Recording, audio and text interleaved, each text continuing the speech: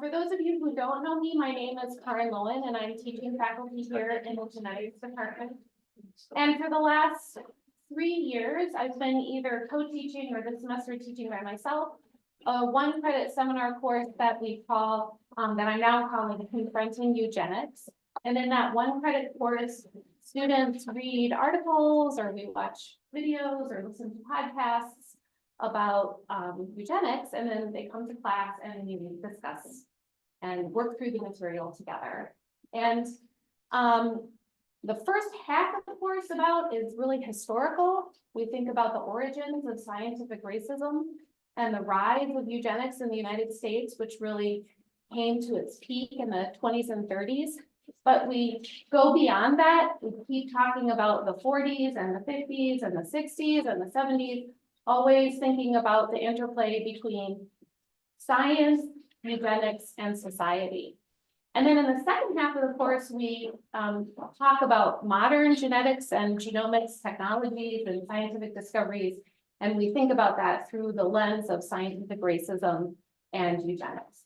It's a little plug for my course if anybody wants to take it next year. So a couple years ago, I saw an advertisement for Kacie Butcher's lecture over in Union South one evening, and eugenics was in the title, and I thought, I'm going to go to this.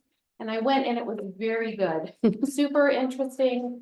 Kacie is a really dynamic and engaging speaker. She's now a TV star on PBS. She'll tell you about.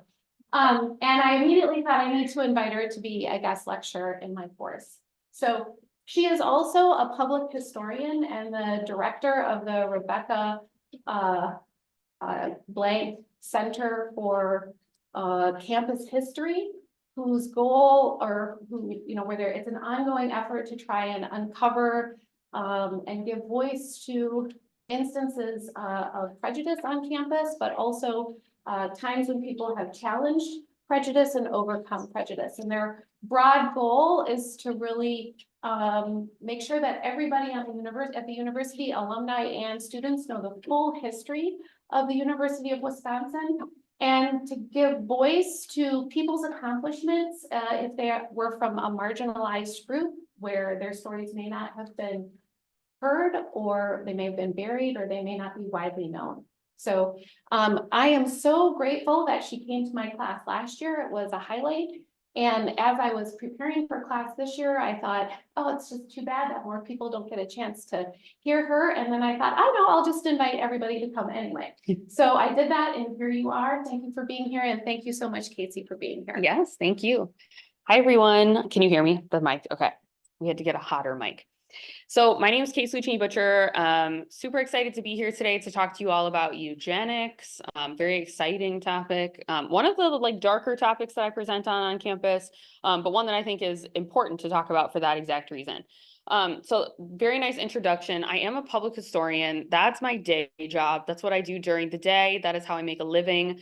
Very confusing to my family members, but what I will tell you is that I do history in public. So history outside of books, outside of journal articles, behind paywalls, in settings like this, but also for the public.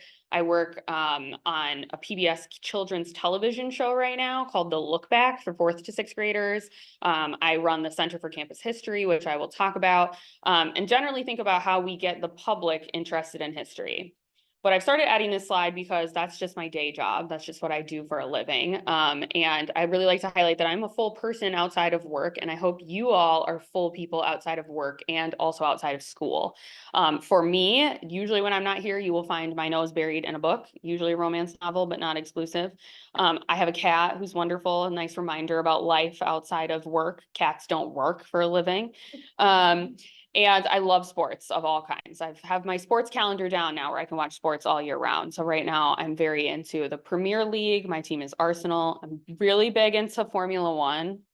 Any racing fans in the house? And I do like the Bucks. Any professional team from Wisconsin, I'm there. I hope if you all do not have space for yourselves right now outside of work and school, I hope that you do that. Even if it's like 30 minutes or an hour a day, I would really encourage you to cultivate life outside of work. You are much more than your work accomplishments or what you do for a living. Okay, that's my tiny spiel. Now we'll get on to my big spiel about eugenics, but I want to go back and talk to you a little bit about why I'm here and what I do at the university. So my role at the university started out directing what was called the Public History Project, and that project started because of this page in the 1924 Badger Yearbook. So in the yearbook, fully available online right now if you want to find it, you will find this page in the 1924 yearbook under the section on student organizations. In the 1920s, there were two student groups on campus that bore the name of the Ku Klux Klan. One that was formally associated with the Klan and one that instead did not have a formal association, but chose to take the name anyway. If you want to read more about these two groups, there's a 35-page report online. You can read all about them and their activities. But in that report, there were multiple recommendations about what the university should do now that they knew this history. And one of the recommendations was a very historian-minded question. And it was, what about everything else? You could tell that the historians got into the archive and found other cool stuff and couldn't talk about it. So they said, what about all the other stuff? Yes, we had these two groups in the 1920s. What about racism that happened in the 1980s? What about resistance? That's what the Public History Project was founded to do. So I started in 2019 with the big goal of researching the history of discrimination and resistance on campus.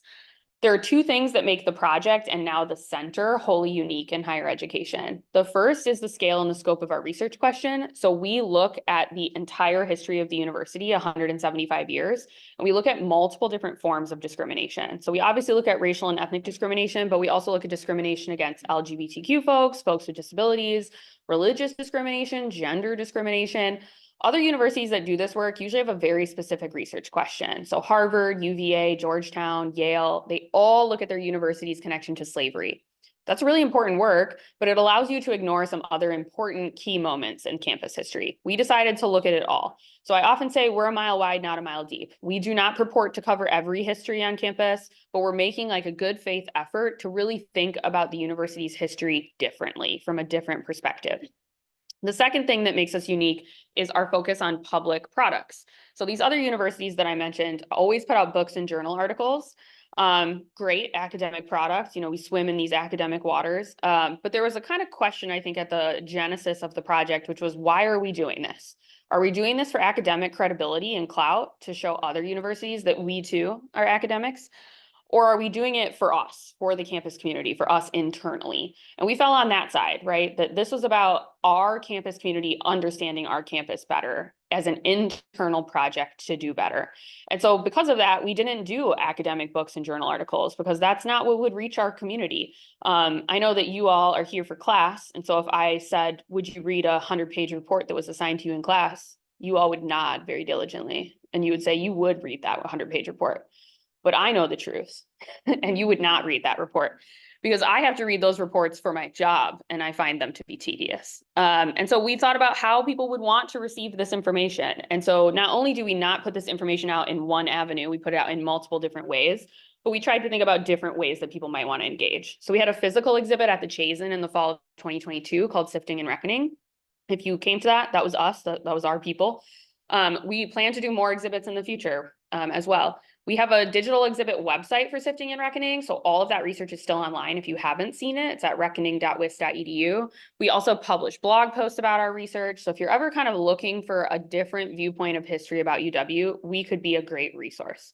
We do lots of events and public programmings, and then we do educational tools, curricular tools for faculty, and come to classes.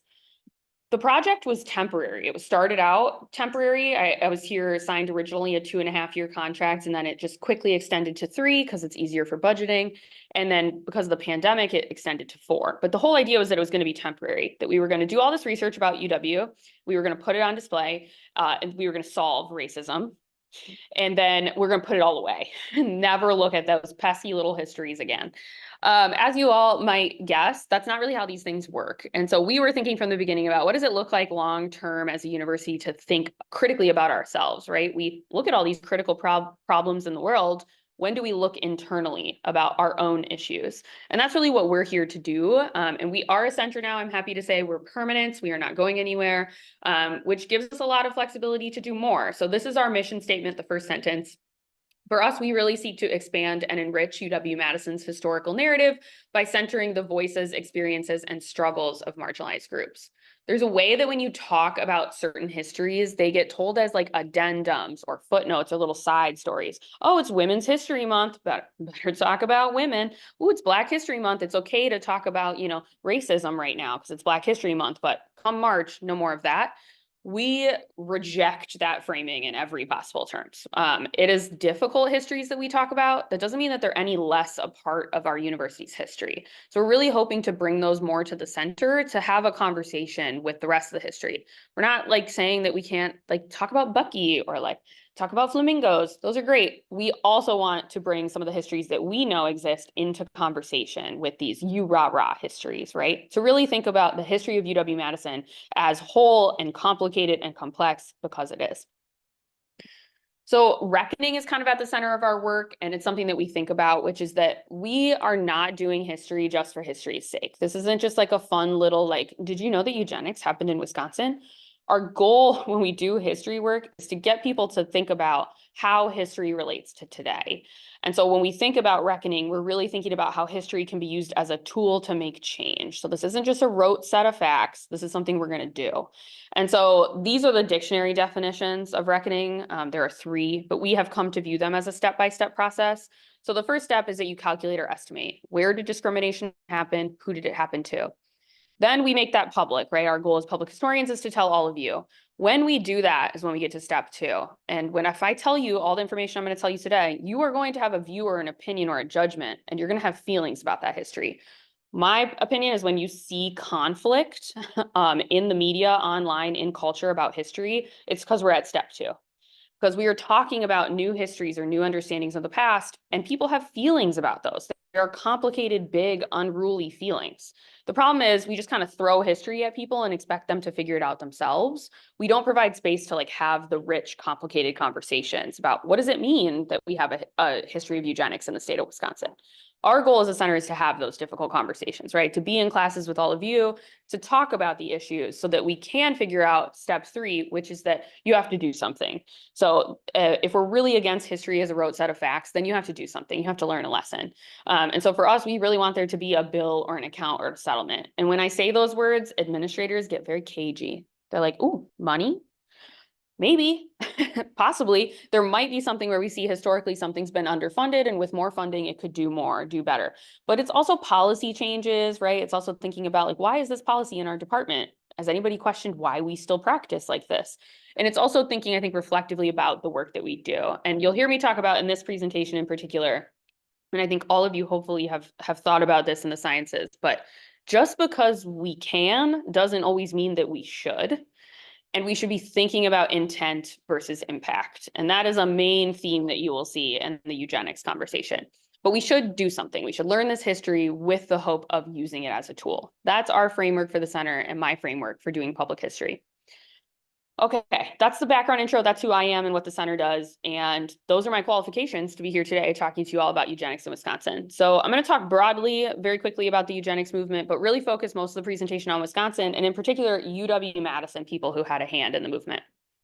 So some table setting about eugenics. Early 20th century, late 19th century, you start to see this conversation happening. We are not calling it eugenics yet, but we are close to calling it eugenics. And the main concern is about the falling birth rates of middle upper class Anglo-Saxon, so white people. Middle upper class white people are having less children. You're going to hear me talk a lot today about breeding and children. This is the main concern that eugenicists have. Who is having children? They're at the same time that there is this concern about falling birth rates, you have wider acceptance of Darwinian ideas about natural selection. Sometimes I'll tell students this, I'm like, everybody loved Darwin. The Darwin's book on the origin of species came out and it was a bestseller. And they're like, really? Yes, it was a bestseller. People were reading it, lots of people. Non-science people were reading it. There were write-ups in newspapers about it. People were reviewing it. People were having book clubs about it. People were writing letters to other people about Darwin and talking about these ideas. They were everywhere. And these two things happen at a kind of perfect time to coalesce together. And what you get is people thinking about how they can control natural selection by the process that they end up calling eugenics. This is a very famous map that you will see. These are as of 1935, the different types of eugenic sterilization laws that are on the map. The sterilization laws are the ones that I'm mostly going to talk about today.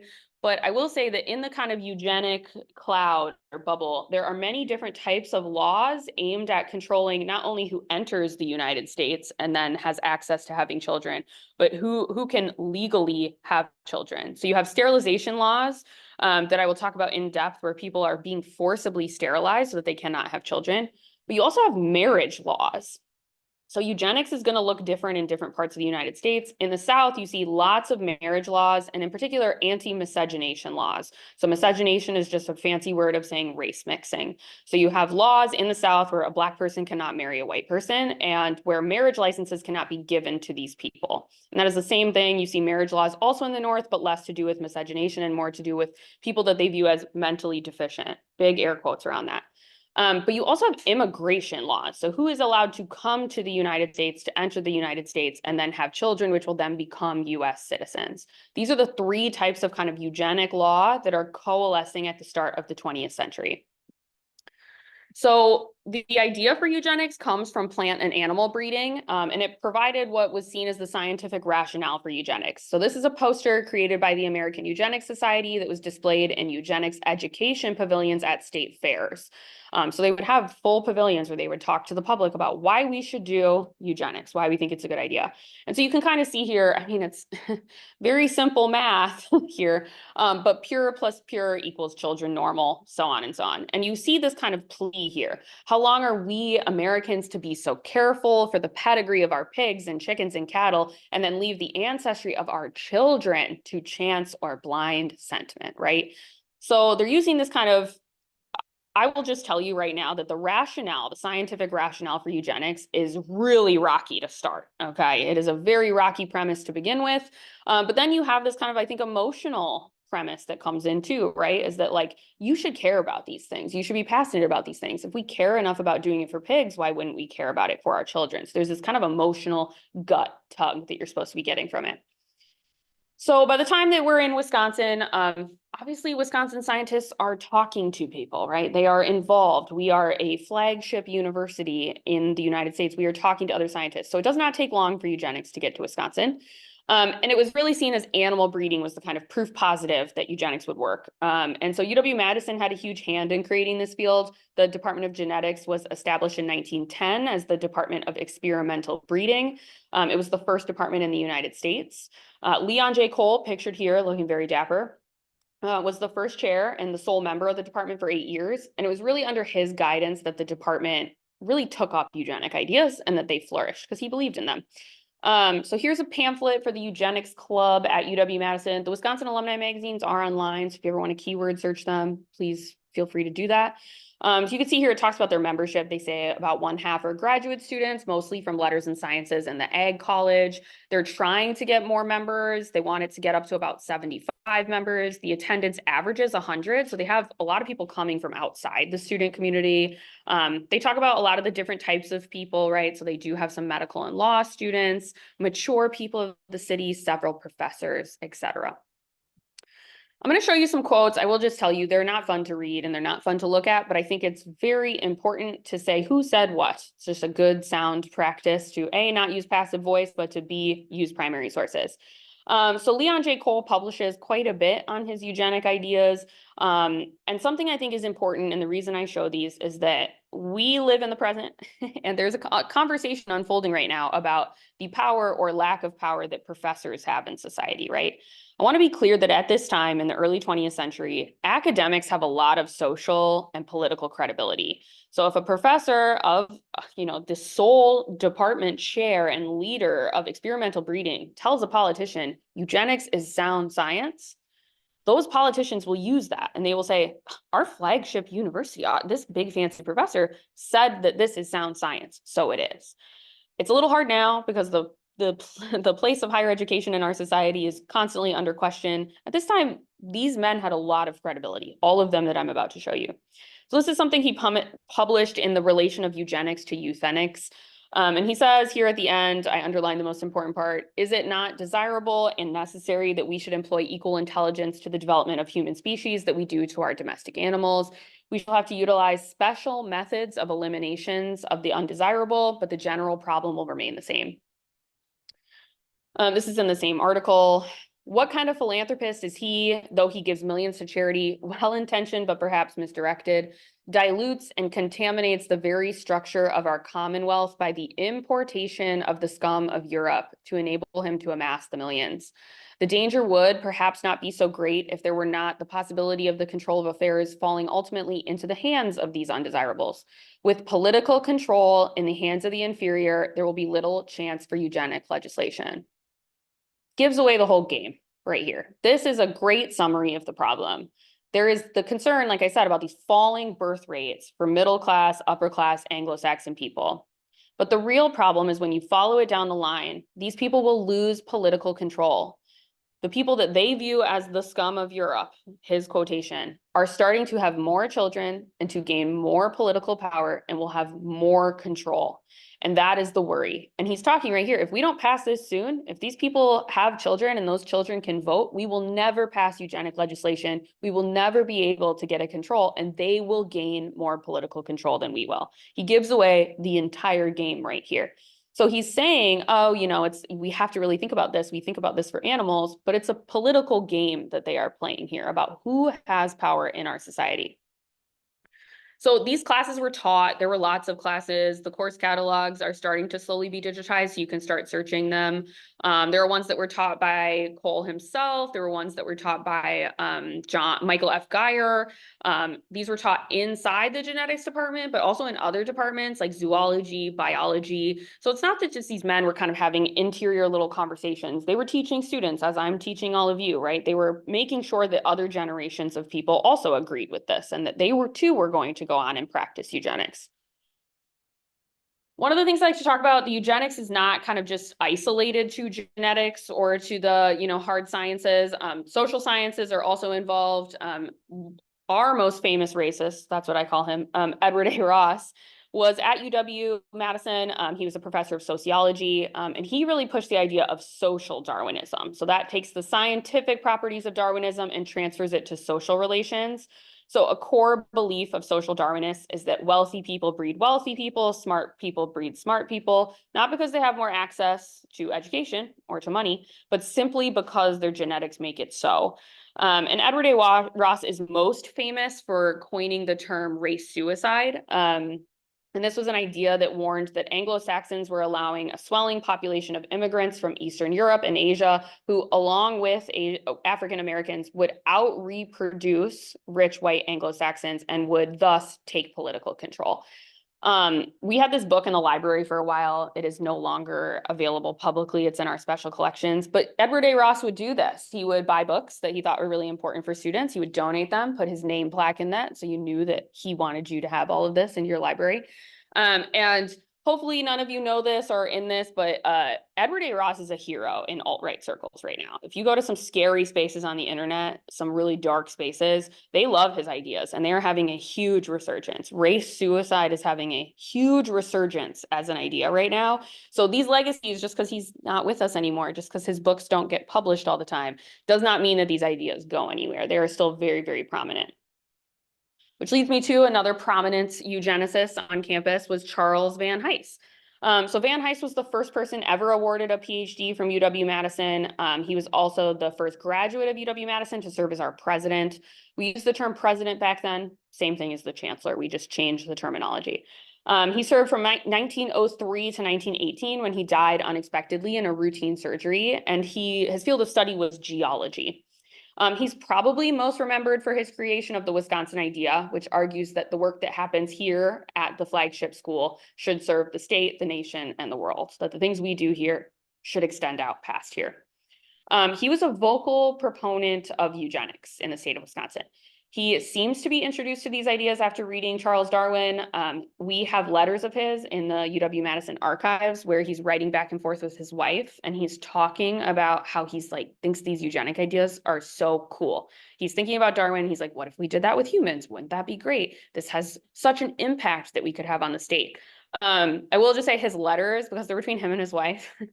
If you ever want to have fun in an archive, you think it's boring. One of our students was reading his letters. Some of them get R-rated in those letters because he's writing his wife. Okay, they do not have cell phones. They do not have computers, which is very funny. You're like reading and he's like, oh, I love Charles Darwin. It's so great. And then he's messaging his wife. He's sending sexy letters to his wife. Very fun. Those are in the archive. I don't think he thought that those would end up in an archive, but there they are. So here are some quotes from him. He was, again, really into this. So he comes at it from the conservation movement. He's a geologist. So he's thinking about conserving natural resources. So it's not a far jump for him to say, okay, I'm thinking about conserving natural resources. Humans are natural resources. So he claimed that eugenics policies were, quote, the best means of conserving human resources. He recommended that, quote, as a very first moderate step toward the development of the stamina of the human race, defectives should be precluded from continuing the race by some proper method. He stated he viewed sterilization as a possibility of that proper method. Another method that he mentioned was the social segregation of societal defectives, right? So you take them out of the kind of general population of society and lock them away.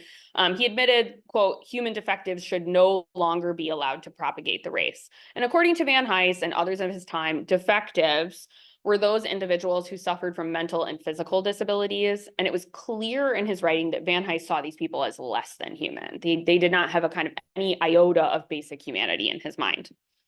Here's another one, and this speech is from the idea of service. He's talking about service as a principle and the purpose of higher education, right? Is that we are here to serve.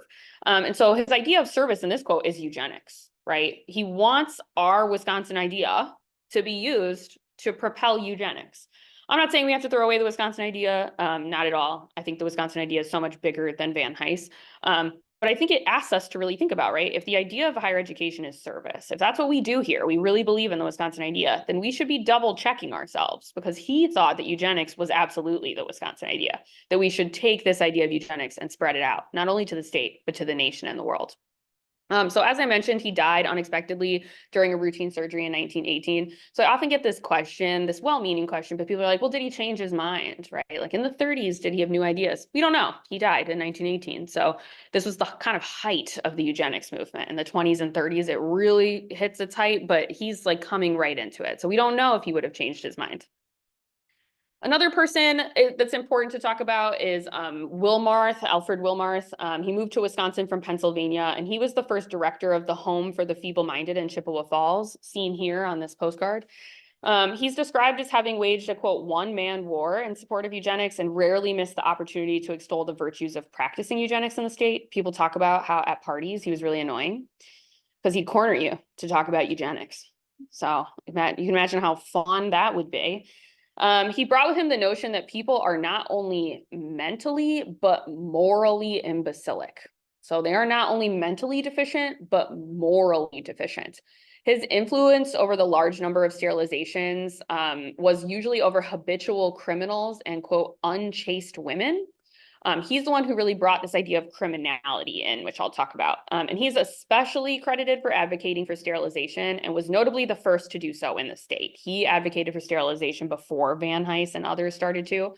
And he thought that was a better idea than confinement, as it was more efficient and fiscally responsible. Because if you confined somebody, right, if you had them at these homes, you had to feed them, you had to take care of them. This could last years. It would cost the state a lot of money, versus if you forcibly sterilized them and sent them out into the world, you kind of never had to think about them again, right? You could just send them out and not worry. So I talk a lot about all these different figures, but I always give this kind of stool metaphor, which is that you have to have a bunch of people working in concert. It's not fair to say that Van Hise is the reason we have eugenics or Leon J. Cole. Everybody has to work together. So if you have this three-legged stool, it's standing up and it's balancing and it holds up eugenics. These are the people who contribute. So you have the state, right? You have politicians and legislators who make the laws. They sign the laws, they pass the laws go on the books, and you have the police who then enforce those laws. You have academics and scientists who say, this is sound science, and we should absolutely keep doing this. If we continue to practice eugenics, it's going to be great for our society. And then you have the medical professionals who have to diagnose people, who have to say, hey, these people are mentally deficient, and the ones who end up doing the forced sterilizations, because that is a medical procedure. If any one of these people bows out of the process, the stool will fall apart, right? If academics and scientists say, whoa, whoa, whoa, whoa, whoa, this is not sound science, it makes it a lot harder to pass legislation on it, especially in the 20s and in this time period in the early 20th century. Now it's a little hard because we don't trust scientists as much, socially, science in public. But But one of these people could pull out. If you have medical professionals who say, I'm not going to forcibly sterilize someone against their will, well, that makes it a lot harder for someone to get forcibly sterilized because that's a medical procedure. These are the two most important laws in our books. So the first one was 1907. So the Wisconsin law prohibits the marriage of epileptic, feeble-minded, and insane persons. It's a misdemeanor for such defectives to have sexual intercourse as well as to marry, or for anyone to unite those people in marriage. So that also brings in anybody who does marriage licenses at the county courthouse, but also priests and other religious figures. And then in 1913, we have the Wisconsin law that legalized forced sterilization for the, quote, epileptic, wayward, degenerate, undesirables, quote, at the discretion of institutional medical professionals. You see here how this is another important leg of the stool. If these medical professionals aren't diagnosing, aren't doing the forced sterilizations, again, the stool would fall apart. So the law specifically listed several groups of those that were candidates for sterilization. Those who were targeted in practice, what actually happened, were primarily feeble-minded because they were at risk of procreating. Severely mentally disabled persons were more likely to be institutionalized with long-term care for their entire lives and they were less likely considered for sterilizations because they weren't likely to reproduce. So the more likely you were to reproduce, the better candidate you were for forced sterilization. So because of this, the people who are targeted most are those who are considered sexually promiscuous because they are the most likely to reproduce. So because of the nature in society at the time and the way that legislators and police viewed promiscuity, women were more likely to be labeled than men as morally promiscuous, and impoverished lower class women were in particular more likely to be targeted than upper middle class women. So I always talk about this. The people who were mainly targeted were poor white women. And the statistics about who is targeted by eugenics will change based state to state and where you are. So in the South, what you're going to see is a lot more poor Black women are targeted. So it really will depend on the kind of social context. But in our state, the ones that were targeted were primarily women 18 to 24 years old. So the age of most of the women who are in this room. So when I give this presentation on campus, I feel it a lot more because I think you all know about what it's like to be this age. And it's very easy to extend empathy to the past, to women who were young, who were here, who were living their lives and were often punished for it in a way that cost them their futures. So Wisconsin sterilization law, like I said, was passed in 1913. It was the 12th such law of its kind to be passed in the nation. 1,800 people were forcibly sterilized. We had the 11th most sterilizations in the nation. So we weren't just like kind of dabbling in eugenics. We were the 11th most sterilizations. We were actively participating in eugenics. 80% of the women were deemed mentally or morally deficient. That was what was kind of coded on their paperwork. The last sterilization happened in 1963, but the law was not repealed until 1978. So it sat on the books for a while. One of the things I think about a lot when I present on this is I've shown you now the perspective of all these white men who had a lot of power and a lot of say to do this. And what I wish I could show you was the perspective of people who were forcibly sterilized. But we have this huge problem in history is that, you know, these people's stories were not documented. So we have a couple stories about people, in particular women whose children were taken from them because they had a mental disability and were forcibly put into these homes. We have a couple stories like that, but we really don't have stories from the women who were forcibly sterilized. That being said, there is this great academic, Sadia Hartman, who does what she calls critical fabulation, where she asks us to have empathy for the past and to ask important questions. Doesn't mean you always have an answer, but the practice allows you to have empathy. And like I said, when I present to a room of women the same age who would have been the same as these women, it's really easy to say, what would that have been like to be forcibly sterilized against your will, to watch a future go up in flames? That's 1,800 families who saw the rest of the generations gone, right? That is 1,800 families who have very serious repercussions because of these laws, right? It doesn't sound like a lot. You can point to other countries that do more. I've had all that happen in these presentations. It's still a big number, and it's easy to think about the kind of emotional impact of that on a family, on a person, on an individual. So I've given this presentation a lot. So I added this slide in because then we can save time in the Q&A for other fun stuff. So let me just get some of these out of the way. People will say, well, you know, listen, Van Hise, Edward A. Ross, Wilmarth, these are men of their time. Everyone at the time thought like this. You can't really critique them or hold them accountable because everybody thought like this. First of all, it's a bad argument. It's a really bad argument, easy to disprove. If anybody ever tells you someone's a man of their time, very easy to disprove. It gives perspective to the people in power. It says that everybody must have thought like Van Hise. People who were forcibly sterilized did not think this was a good idea and often fought back against their forcible sterilizations. Further, Catholic leaders did not agree with the 1913 law. Catholic leaders were very outspoken. They believed it was a kind of egregious overstep of the state into a private marital bed.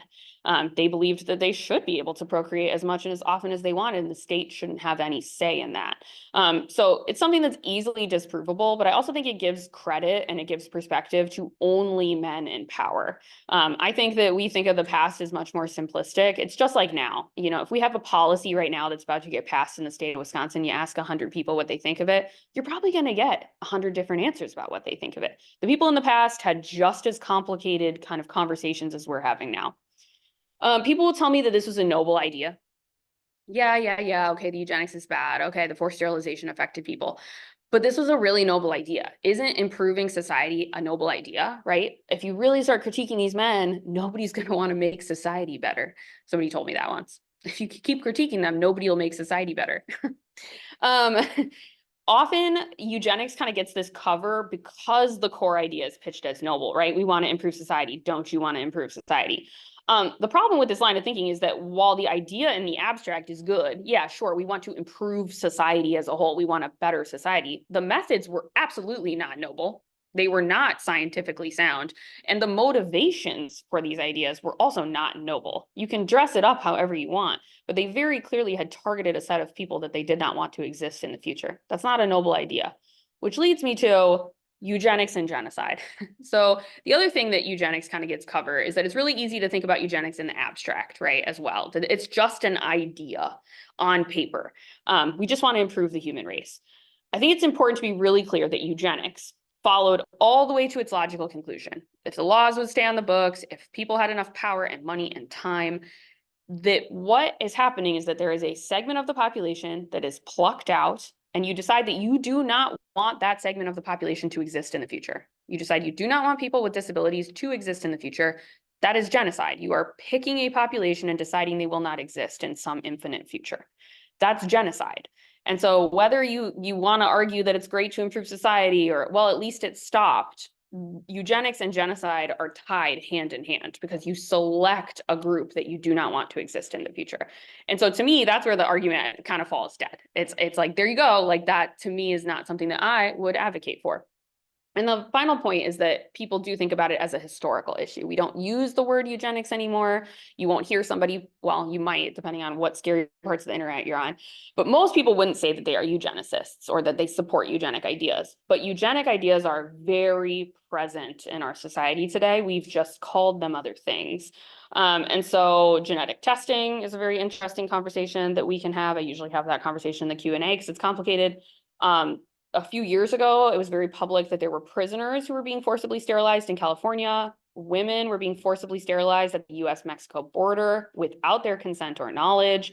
Those are eugenic practices. They did not want those women to come into the United States and then to have children. Directly eugenics. These ideas are still here. We're just talking about them in different ways, or they're not getting the same attention, but they're absolutely still happening. The ideas haven't gone anywhere. They've just changed shape.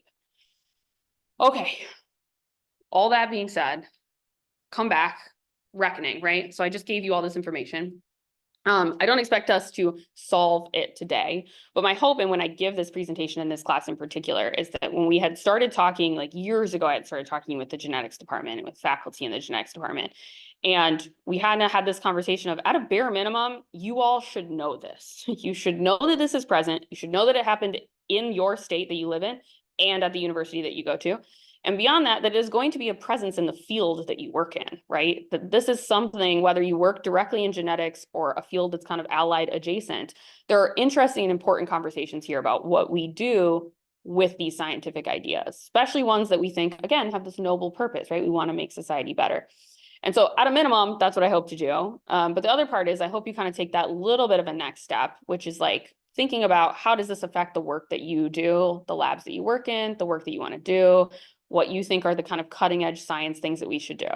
Things I always ask scientists to think about: intent versus impact. You can have a great intent, right? The intent was good. We want to make society better. The impact was awful. 1,800 people in Wisconsin alone, right? There's a very measurable and terrible impact.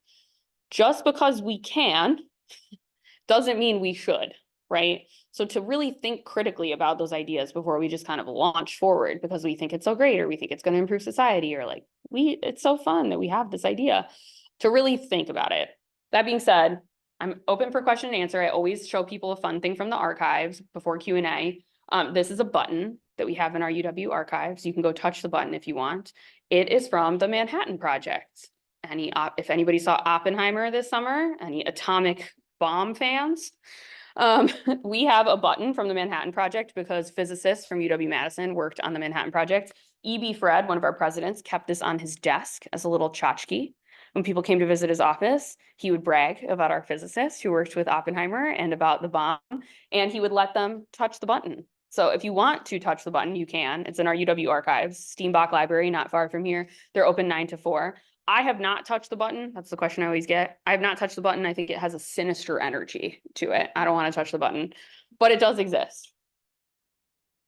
All right, time for questions. I saw your hand first. Yeah, so, I mean, obviously, it's clear that the science involved in eugenics is incredibly incorrect. At the time, like, did they just not know that? Because clearly, it's pretty easy to see that it's like junk science. Or was it kind of, I guess, propagated through racist ideas and that sort of thing, that they were like, oh, of course this is true, because it confirms my racist beliefs. It's hard to say. Like, I don't have notes. Like, I don't have Leon J. Cole's notebooks where you see him like grappling with like, well, this study or that study, but this, I think it's like a combination, right? So first of all, you have Darwin and you have natural selection, which is pretty sound science, right? And then they are kind of saying, well, let's just try it on humans, right? If it's sound science here, maybe it'll transfer over. And when it's not, then the racism is already cooked in, right? Then the ableism is already cooked in because they already have these ideas and they're thinking about political power. And that's where I think Leon J. Coles gives the kind of game away, because it's not actually about, we want a better human race. It's about political power. It's about voting power. And so while, you know, Van Hise is like, oh, we need to improve society, then you have Leon J. Cole, which they're absolutely talking to each other. All these guys are talking to each other, who's literally giving the game away in a major journal. He's like, oh no, it's all about political power. So I think it's kind of a combination of all of it. That being said, there's still eugenics going on today. So then you kind of have to be like, what's going on, you know, right? People who don't know what they're talking about being fooled by this one thing, people who are ostensibly very well educated and professors at a prestigious university, it seems like you would look into it, but I mean, obviously not. Yeah. So I think that's a great question. And I will just say that not all scientists, there was debate. Yeah. There was argument. And the other thing to think about is, you know, we think we have these pure ideas, but how is society getting into us, and how is that? I mean, I think scientists were affected by society, and then their ideas affected society, and so both are true, right? Yeah.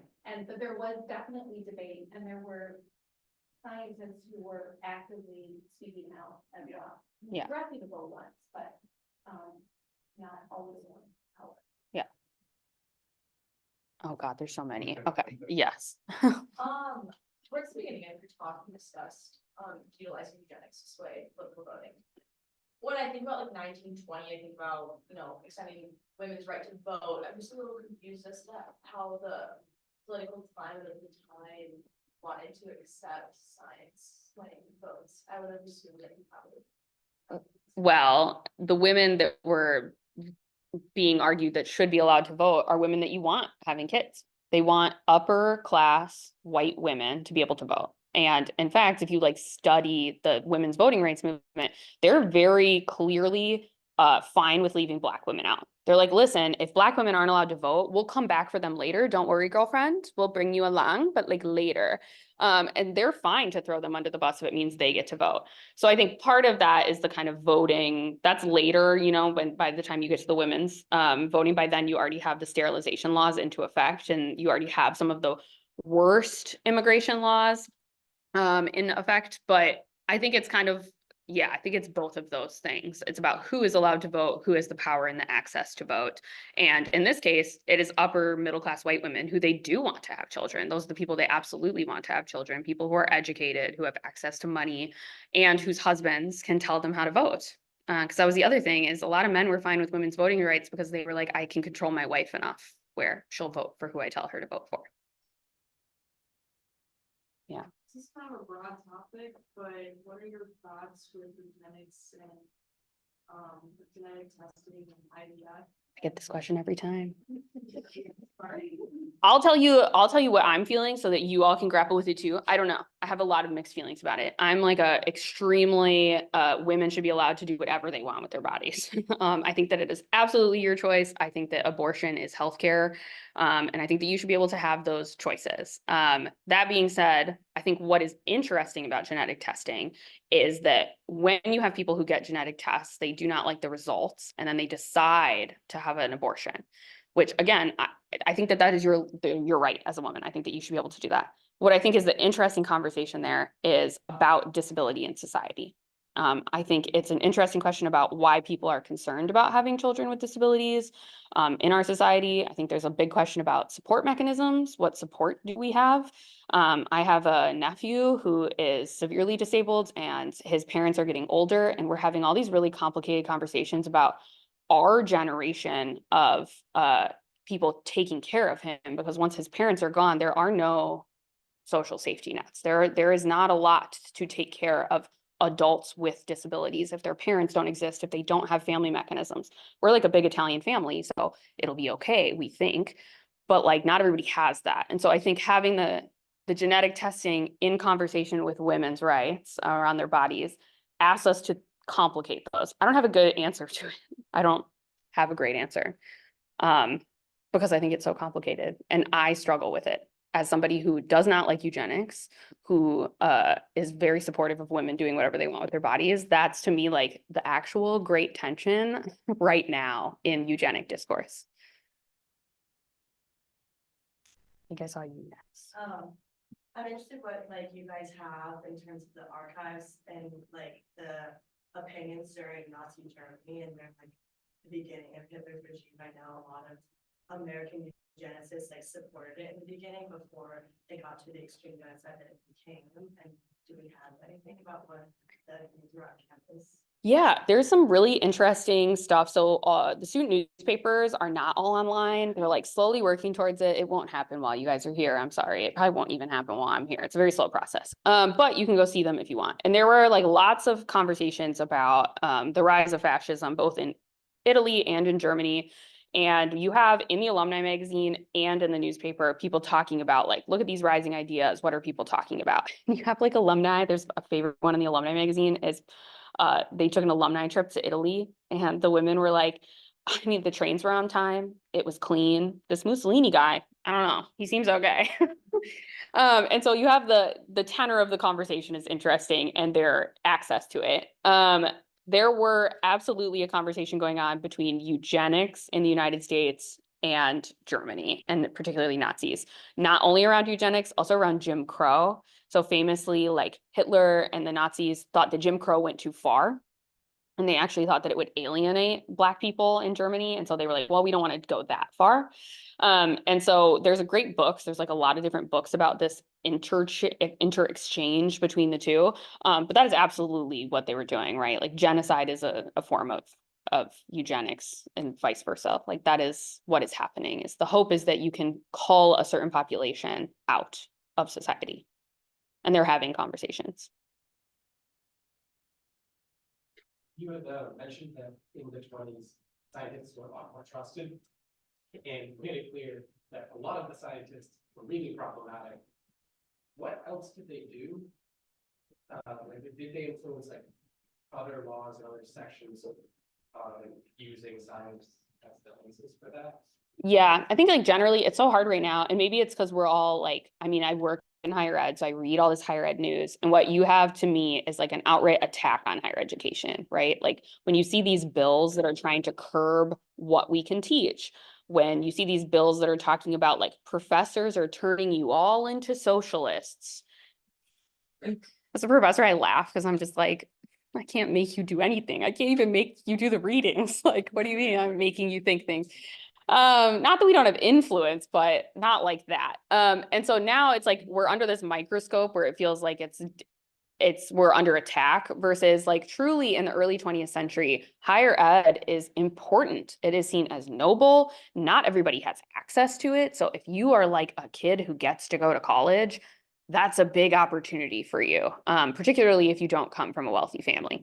And so the people that you have access to at the university are the best and brightest theoretically, right? Because it's a much smaller university. There's a lot less positions. These are great scientists and great minds like Leon J. Cole. Even now, like you can go on the genetic website. He did incredible things in the field of genetics. He also did some eugenics, but you'll find that about anybody from that time period, that anybody who was kind of working most likely did something else that we would today find problematic in some way. And so, I mean, they were using the science that they had at the time, right? And so that was, to some degree, not eugenics, I will say, but other types of science that we now have disproven. It was sound at the time, and it was proven at the time in some way, and it's changed. Science, like history, is a field that is constantly evolving, and that's the point of it, is that we're supposed to go back and relook at things. And like you said, I mean, there were scientists at the time who were outspoken against eugenics, who said this is actually junk science, and here's why. And those people were being listened to as well. But I think it kind of falls under like today, you know, you have two historians who will tell you two very different things about what the Civil War meant, right? And it's about, well, one of them's going on this news program and one of them's going on this news program. So who are you listening to?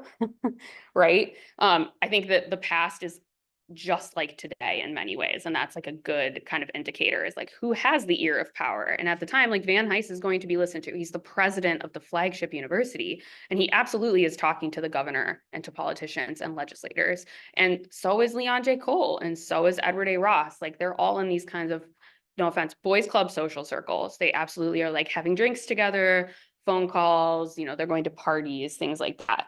And so I think it's less about like, you know, did everybody know it was junk science at the time and like just put it forward anyway? And like, were people trusted even though they were putting out junk science? It's like they were putting out the science that they thought was good at the time. And they had this kind of, I think, natural scientific agreement that you would probably find today. But I'm not in the sciences today. But I think you all disagree sometimes. Okay, it is 2:12, so I don't want to keep you past, but I can answer more questions if you want to come down. Yeah, thank you.